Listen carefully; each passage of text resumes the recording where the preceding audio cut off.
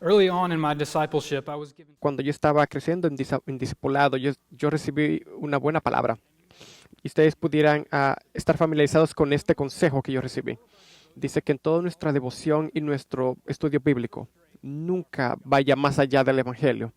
Los evangelios como Mateo, Marcos, Lucas y Juan, porque los cuatro evangelios son el punto central del Evangelio.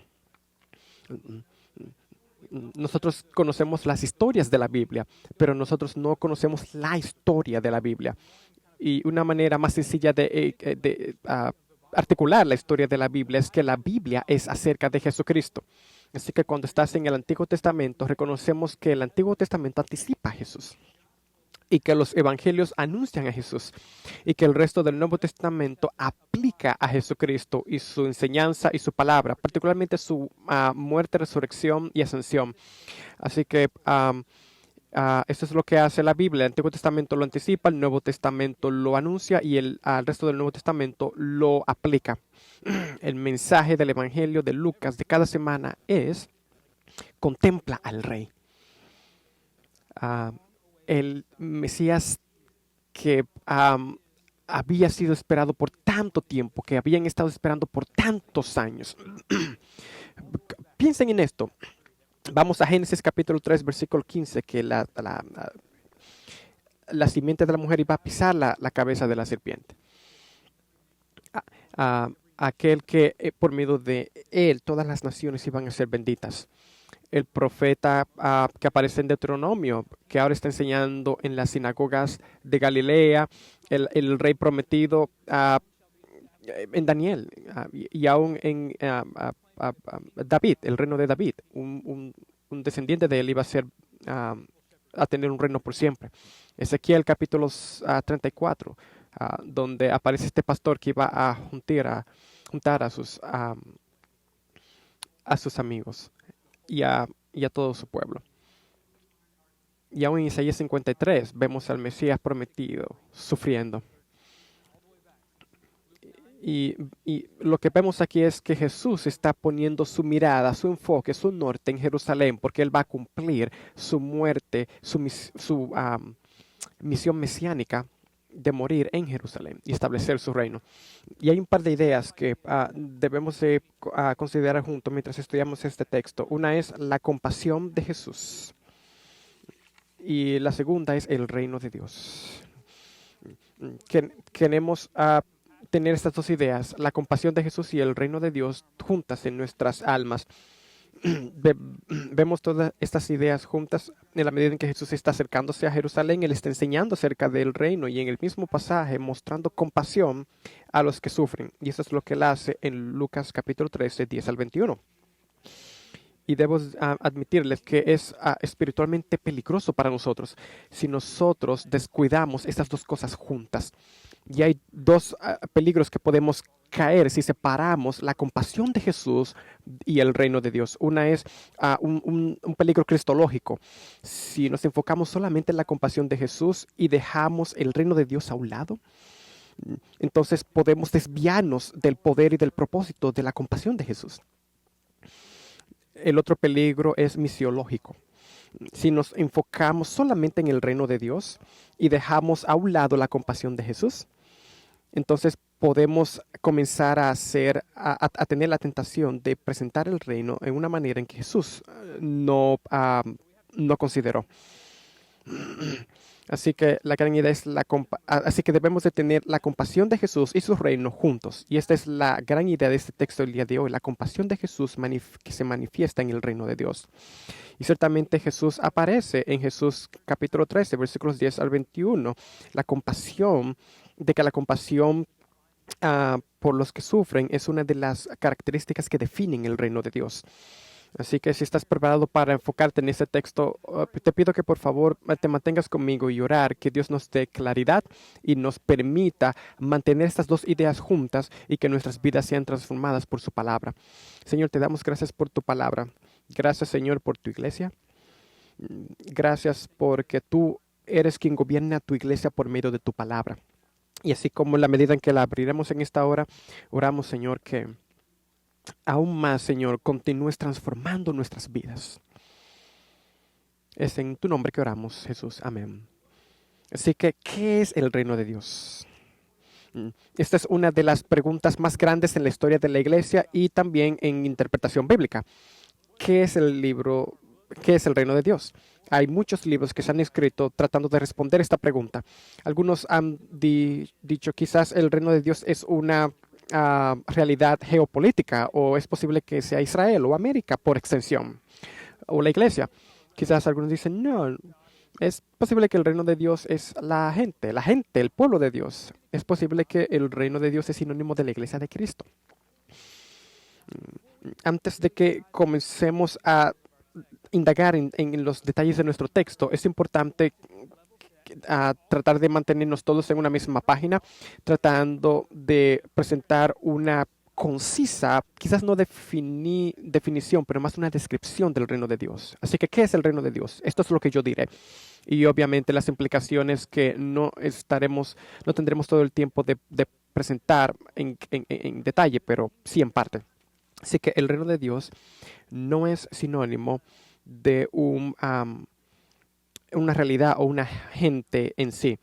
No es un sinónimo de una realeza o de una persona. Es más, tiene que ver con el reino y el gobierno del Hijo de Dios. Se lo voy a poner de esta manera. Dios el Padre es soberano sobre todas las cosas. Él tiene autoridad sobre todas las cosas, como ahora. Si nosotros no estamos de acuerdo con esto, nada más tendrá sentido. Dios el Padre es soberano sobre todas las cosas y tiene autoridad sobre todas las cosas ahora.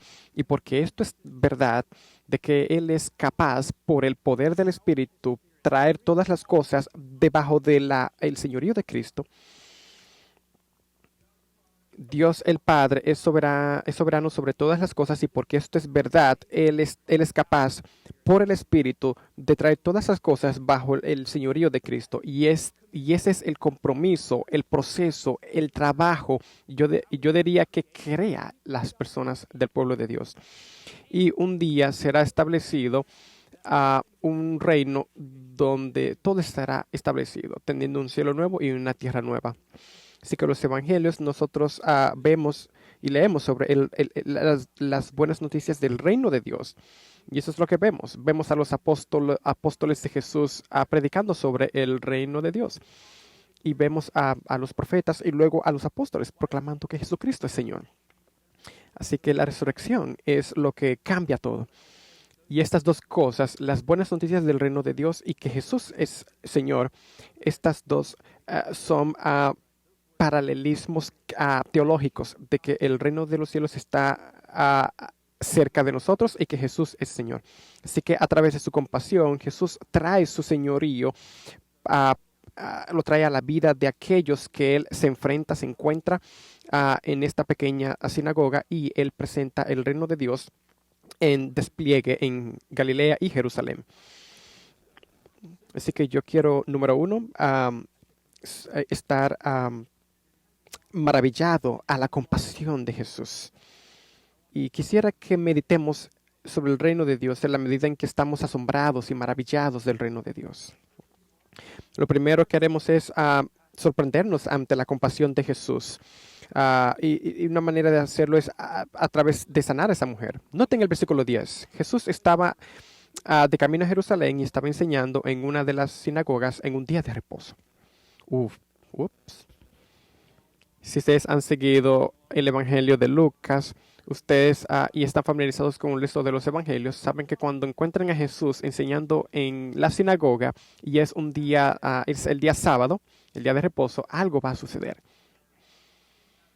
Hay un par de días de reposo en conflictos, donde Jesucristo proclama que es el Señor del sábado y Él despliega esta realidad al sanar a un hombre con una mano seca, que obviamente hace que los líderes religiosos se enojen.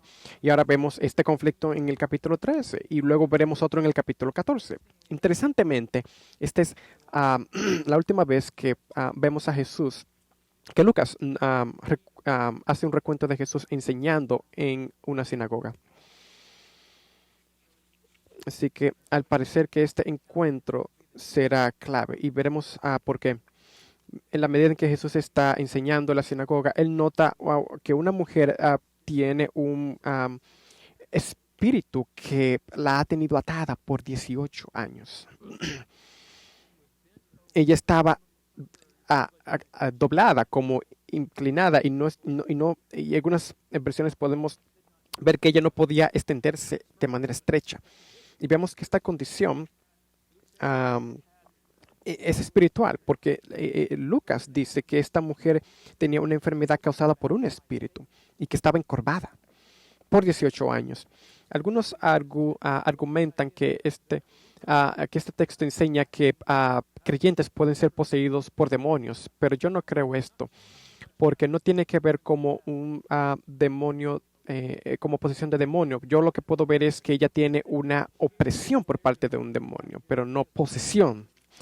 No hay demonios ah, que habla a esta mujer en este relato, y no vemos a Jesús nunca enfrentando a este espíritu, a pesar de que debemos de reconocer que su condición fue espiritual.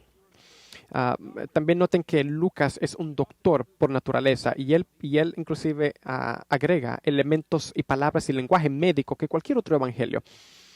Ah, y, y esto es lo que sucede. Como médicos tratando de analizar y diagnosticar las condiciones del pueblo que Jesús estaba sanando. Y esto probablemente algunos dirían que esta mujer tendría algo que se llama ankylosing spondylitis. Es como un término médico que podría ser lo que esta mujer tenía. Y esta enfermedad es una enfermedad inflamatoria que con el tiempo puede causar que los huesos puedan inclinarse. ah, y a veces puede afectar también a las costillas y puede causar dificultad para respirar.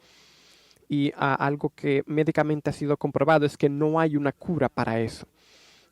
Lucas obviamente no presentó esta investigación en su libro, pero al parecer esta enfermedad fue ocasionada por un espíritu que estaba oprimiendo a esta mujer. Y nuestra punto de vista pudiera fallar en la realidad de que algunas enfermedades no son solamente físicas, pero pudiera traer una implicación espiritual. Y sería insensato considerar que las enfermedades físicas tienen implicaciones espirituales en sí de manera directa. Y vemos a alguien que fue enfermo, estuvo enfermo y luego fue sanado para glorificar a Dios. Pero también debemos de reconocer que las enfermedades físicas, no todas las situaciones espirituales se manifiestan en lo físico, ni la física en lo espiritual. La Biblia trata las enfermedades como un problema espiritual, pero también ocasiona condiciones y síntomas físicos como dolores de cabeza y eso. Así que debemos de estar alerta de que esto tiene que mantenernos alerta y obviamente orar ante estas situaciones. Así que esta mujer no necesitaba únicamente un quiropráctico. Ella no necesitaba terapia física. Ella no solamente necesitaba un líder religioso. Ella no necesitaba que le dieran compasión. Esta mujer necesitaba un milagro. Cuando Jesús la mira, él la llama para que se acerque a él. Y me parece extraño que alguien puede llamar a una mujer que ni siquiera puede moverse o levantarse por sí misma y que puede estar estrecha. Ella ni siquiera puede hacer eso. Y es como que, señora, ¿puede levantarse y acercarse ante mí? Parece como si pudiera ser un poco no simpatético. Ay, es como unos videos que vemos cuando hay unos niños que no pueden caminar y se pueden caer. Pero eso no es un error por parte de Jesús. Jesús llamar a alguien hacia él mismo no es algo que es algo negativo, sino que Él está a punto de hacer una obra de su reino. Y lo que Él quiere hacer es libertar a esa mujer de su aflicción. Él la llama y Él habla a ella y pone sus manos sobre ella después de 18 miserables años pasando por dolor físico. Inmediatamente ella es sanada. Los huesos de su cuerpo fueron sanados y estrechos am, por el poder de Jesús. Y la mujer se levantó estrecha, se levantó derecha. Y la primera persona que ella vio ante sus ojos de manera derecha fue el maestro, después de 18 años, movida por la compasión de Jesús. Ella glorifica a Dios. Amigo, esto es una de las palabras más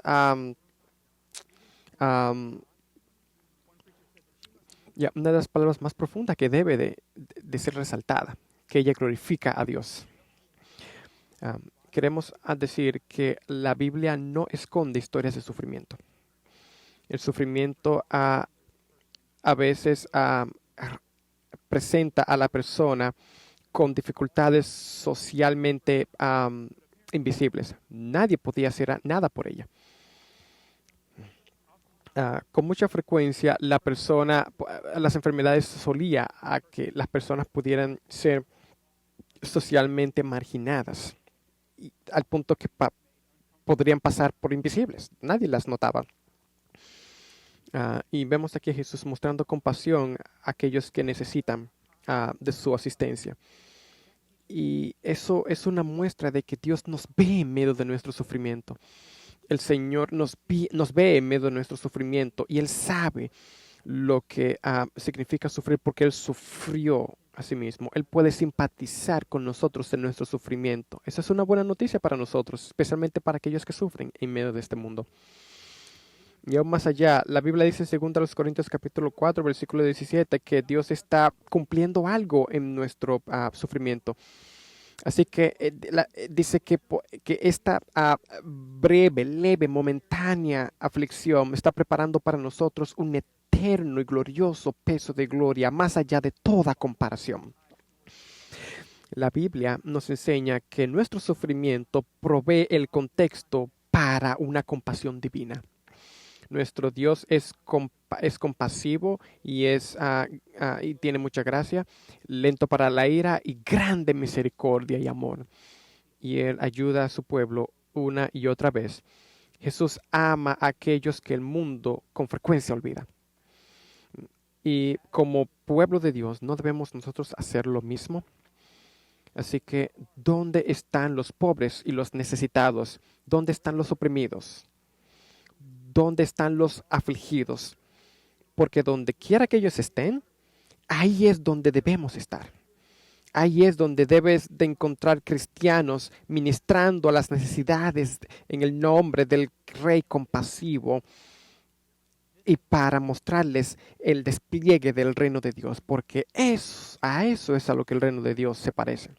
Así que si estás aquí en esta mañana y te encuentras sufriendo en medio de el pesado sufrimiento de tu cuerpo o pecado o vida espiritual,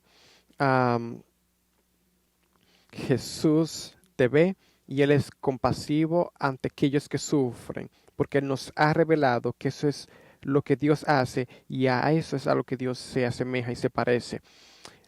Él es un Dios compasivo y de eso se trata su reino. También vemos a Jesús en su compasión desplegada en la corrección de los líderes religiosos. Así que lo vemos en los versículos 14 al 17.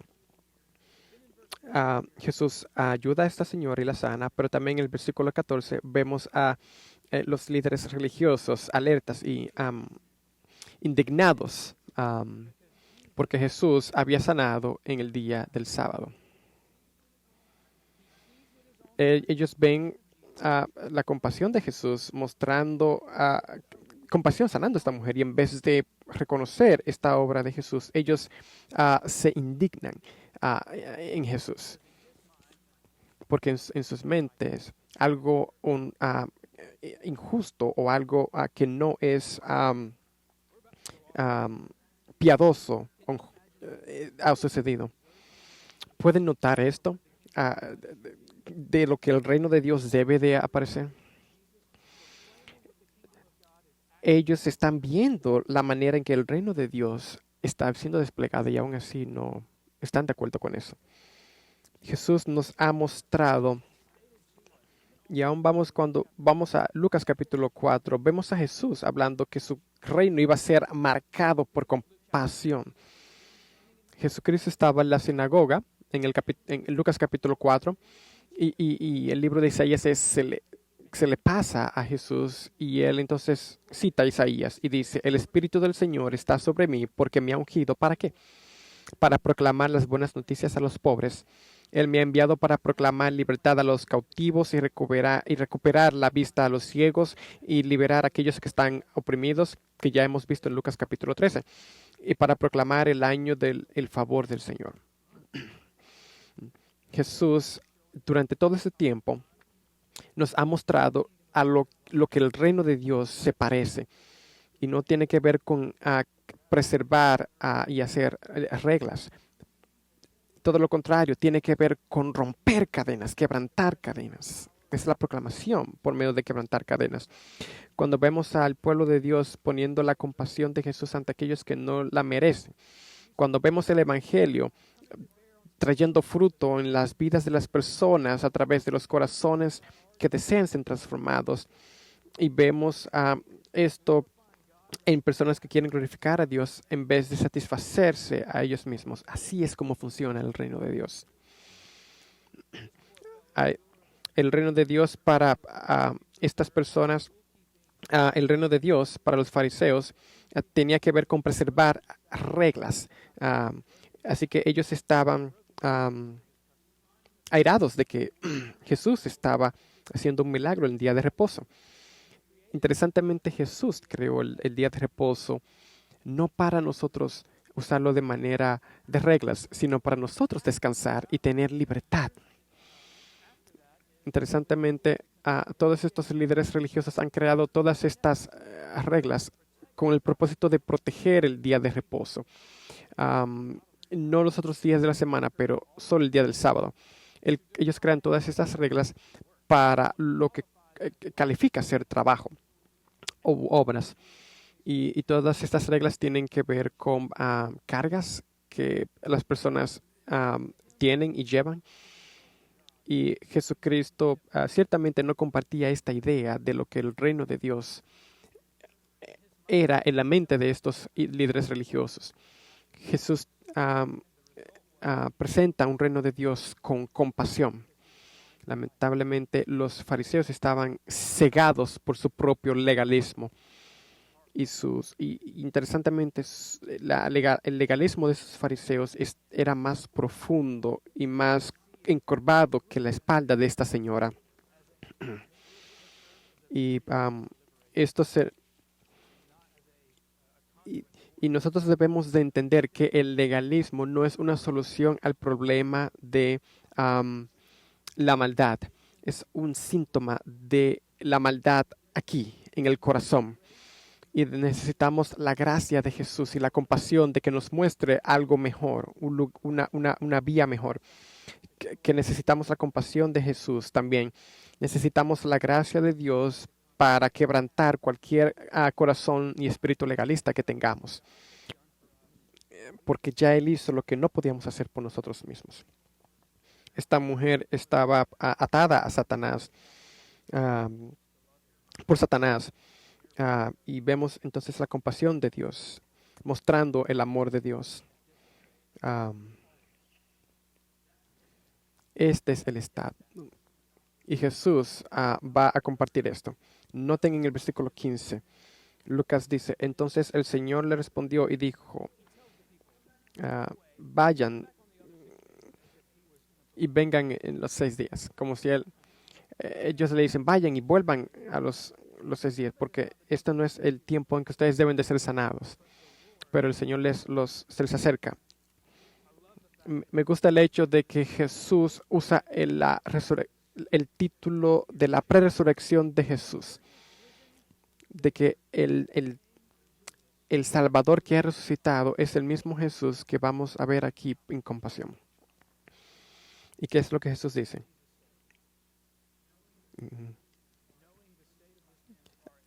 No, él dice entonces, hipócritas, ustedes y todos aquellos que piensen como ustedes. Jesucristo les, les dice que ustedes están teniendo una actitud legalista que ni ustedes ni otros pueden seguir. Y él básicamente les dice, ustedes muestran compasión a los animales el día de reposo, no lo hacen ustedes.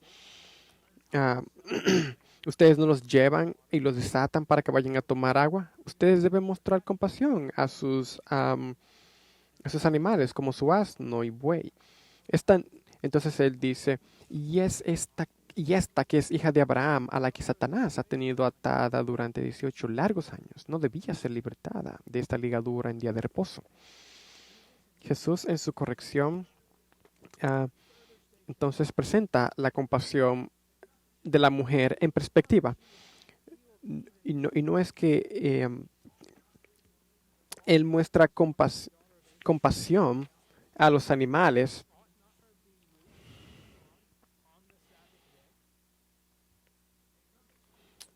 Yeah. Y no es el hecho de que ella fue sanada el día del sábado, sino el hecho de que ella fue sanada en el día del sábado porque fue necesario. Jesucristo hace lo que con ella él cumple el propósito por el cual el sábado fue creado, para traer descanso y libertad. El sábado fue diseñado para mostrarnos que no podemos hacer nada por nosotros mismos, sino que debemos de depender de Dios y descansar en Él y en sus obras. Y nuestro Rey compasivo dice, definitivamente no puedo dejar pasar esta necesidad y no hacer nada al respecto. No en mi reino. Fuera de Jesús, esta mujer nunca tenía la esperanza de ser sanada. Su sanidad fue necesaria en el sábado para mostrar que ella no podía, ni ninguno de los presentes podían ser sanados por sí mismos. Así que aún en esta habitación, en esta mañana, en esta hora, algunos que son creyentes y otros que no son, el creyente es aquello que reconocen que fuera de Cristo no tienen ayuda y no tienen esperanza. Y nuestro esfuerzo es estar aquí reunidos para nunca experimentar esta falta de esperanza o de existencia espiritual. Y lo bueno es que podemos admitirlo. Así que Jesucristo viene y toca a aquellos que reconocen su falta de fe y su falta de ayuda. Así que la triste realidad es que muchos se han convertido en personas expertas en no reconocer esta realidad, porque no reconocemos que necesitamos la compasión de Jesús. Y esa es mi pregunta para ti en esta mañana. ¿Estás dispuesto a reconocer la gracia de Dios? ¿Estás dispuesto a reconocer que espiritualmente tú eres la misma persona que esta mujer en una condición espiritual? Que no puedes sanarte a ti mismo, que no puedes hacer nada en tu condición espiritual fuera de Dios. Pero Dios puede, y Él lo demostró mostrando a Jesús y teniendo su compasión en despliegue al morir en una cruz y en resucitarlo en una cruz.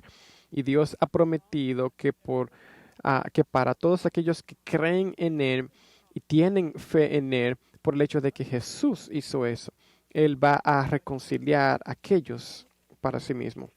Hermanos y hermanas, Jesucristo tomó el castigo del pecado que tú y yo merecíamos. Y nosotros tenemos un Rey compasivo. Maravíllate en la compasión de Jesús. ¿Y cuál fue el resultado? ¿Cuál fue el resultado de la compasión de Jesús? Lo vemos en versículo 17. Y al decir él esto, todos sus adversarios se avergonzaban. Todos sus adversarios fueron puestos en vergüenza, pero toda la multitud se regocijaban por todas las cosas maravillosas hechas por él. Así que este encuentro con la mujer, este encuentro con los líderes religiosos, la respuesta de las personas, muestra, impulsa a Jesús a seguir enseñando. Y es interesante lo que vemos en el versículo 18, del 18 al 21. Estas enseñanzas también las vemos en el libro de Marcos, de igual manera. Así que si estamos comparando los evangelios, vamos a ver esta enseñanza para que ustedes se puedan identificar. Y esto es lo que vemos en los libros de Marcos y Mateo. Aunque no pudiera parecer muy conectado al pasaje que hemos visto, Jesucristo entiende que necesita presentar esta enseñanza del reino de Dios. Una razón es que la compasión de Jesús y la muestra de sus milagros, Él está mostrando un ejemplo de lo que el reino de Dios es. Y Él también está mostrando la expectación de lo que el reino de Dios debe de ser. Y en un sentido Jesús presenta esta parábola para decirle, ¿ustedes creen que se están regocijando ahora? Lo que ustedes han testificado, yo transformando a esta mujer, es como una semilla de mostaza. Hay cosas más gloriosas que se aproximan. Así que a la medida en que meditamos en el reino de Dios, hay un par de observaciones que quisiera que hagamos de el grano de mostaza y de la levadura. Lo que él hace es elevar el mismo punto. Es interesante que uno de ellos es dirigido a el trabajo de lo que el hombre haría en el primer siglo. Y Jesús es un buen maestro y él quiere conectar con la gente de su tiempo. Así que Jesús comienza diciendo que el reino de Dios comienza siendo pequeño como una semilla de mostaza, pero luego comienza a crecer, a crecer, a crecer y se expande. Así que la sanidad de esta mujer fue solo el principio. Así que algunas personas han utilizado esta parábola para referirse al crecimiento del reino. Creo que lo están elevando a un punto un poco desviado. Creo que tiene que ver mucho con el contraste de el principio y la consumación del reino de Dios. Y él dice que el grano de mostaza puede producir un árbol grande. Un árbol tan grande que las aves del cielo pueden venir y pueden hacer nidos en sus ramas. Es un detalle interesante. Y Jesús podría simplemente decir, esto es una semilla que crece, se hace árbol y todo eso. Pero creo que él usa el elemento de las aves para mostrar también un principio de protección del reino de Dios sobre su creación.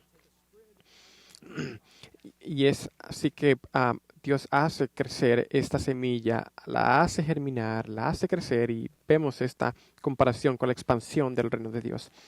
Así que el reino de Dios comienza pequeño, es lo que Jesús dice, pero va a expandirse tanto que va a atraer a muchas personas de muchas partes del mundo, también protegiendo y trayendo cuidado. Y lo vemos también en Apocalipsis, cuando vemos personas de una multitud de diferentes lugares, de diferentes lenguajes, de diferentes culturas delante de Dios. Y vemos este tema y este principio durante todas las escrituras. Y su reino se va a volver grande, largo y también con mucha influencia. Y también vemos también y debemos de recordar la crucifixión de este gran rey. Y es por eso que todas las cosas han sido presentadas ante el señorío de Jesucristo. La realidad es que el reino de Dios debe de ser crucificado. Jesús va a ser sepultado, así como la semilla de mostaza, pero el resultado de su de ser sepultado es que será resucitado y que su reino será prosperado. Y, y este evangelio es un ejemplo de lo que va a suceder con la humanidad, ah, donde producirán frutos y verán la compasión de Jesús en despliegue. Así que hay algunas aplicaciones para nosotros. Nosotros estamos involucrados en el reino de Dios, ya sea que sirvamos en nuestro grupo pequeño o nuestro trabajo tiene que ver con ministerio. A veces parece que el reino de Dios progresa de manera lenta y parece como si Dios no está trabajando en maneras grandes o asombrosas. Nuestros esfuerzos a veces pudieran parecer que son pequeños e insignificantes. Sin embargo, Jesús cumple sus propósitos y su reino está garantizado. Otra observación es que el reino es ambos, todavía, todavía no, pero ya establecido. Ya y todavía no. Jesucristo murió, Él resucitó de entre los muertos, ascendió a la derecha del Padre, y todas esas cosas ahora han sido presentadas ante el señorío de Cristo. Vivimos ahora un tiempo en la consumación final de su reino. Así que, ¿cómo podemos procurar el reino de Dios entre su inauguración y su consumación? Una manera de describirlo es que nosotros traemos el señorío de Cristo para que permanezca en toda nuestra vida. Su reino es como un cheque que lo presentamos al banco. No lo vemos totalmente sometido ante el señorío de Cristo en toda nuestra vida. Traemos el señorío de Cristo en la iglesia a través del discipulado, así como nos animamos unos a otros a presentar nuestras vidas al Señor. Traemos el señorío de Cristo para que permanezca en el mundo a través de evangelismo. En la medida en que comunicamos el Evangelio a personas que no han presentado sus vidas a Jesús y no han doblado sus rodillas para que crean en el Evangelio y se arrepientan de sus pecados. Traemos el señorío de Cristo para que permanezca en la cultura a través de nuestro compromiso, enseñarles a personas de cómo el reino de Dios debe de manifestarse, aun en medio de las políticas y del trabajo que ellos hacen en el gobierno. Traemos el señorío de Cristo y lo traemos por medio del sufrimiento a través de la compasión. Okay. Así que debemos de ser un instrumentos de despliegue de quién es nuestro rey y de realmente cómo Él es. Y de la manera que podemos hacer esto es mostrando a Jesús a las personas que nosotros conocemos. Nuestra familia de fe, nuestro rey es compasivo y su reino está garantizado. Y eso es una buena noticia, que debemos de cambiar la realidad en que vivimos nuestras vidas hasta que Él venga. Así que nosotros podamos tener estas dos realidades en nuestro corazón juntos, la compasión de Jesús y el reino de Dios, y que Cristo nos haga personas que procuran su reino al traer el señorío de Cristo en toda nuestra vida por medio de la compasión por aquellos que sufren. Oremos. Señor, una vez más te damos gracias. Gracias por amarnos, gracias por tu palabra. Señor, ahora que estamos presentándonos en la mesa de la comunión, Señor, ayúdanos a contemplar la compasión de Jesús y el reino de Dios. Oramos, Señor, que tú nos hagas una iglesia que refleja ambas cosas, la compasión de Jesús y el reino de Dios, para ver todas las cosas traídas al señorío de Jesucristo. Oramos que tú uses tu palabra en esta hora para transformar nuestros corazones y nuestras vidas. Y oramos en el nombre de Jesús. Amén.